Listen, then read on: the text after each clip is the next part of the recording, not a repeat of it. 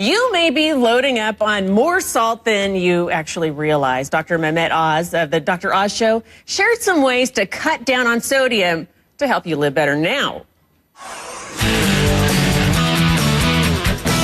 Dr. Oz, we did a recent story where the USDA re-examined the food pyramid that we're all taught.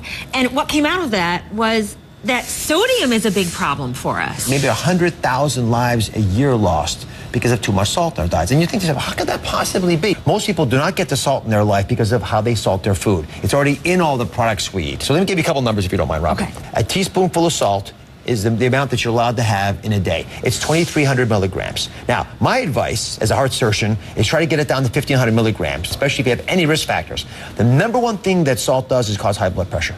And for some people, it's a big issue. But for all of us across the board, we have too much salt in our diet. Okay. Simple example, diet soda. You might think it's not a big deal, right? Well, turns out that diet soda has a lot of salt in it. I mean, 35 milligrams or something. Come on, is that a lot? Not I a can lot. have 2,300 a day. You know, most of these things, I'm okay in moderation. Yeah. But a lot of folks don't drink them in moderation or eat them in moderation. These little pretzels here, they're pretty simple, right? This bag of pretzels has enough salt to take you for 2 days.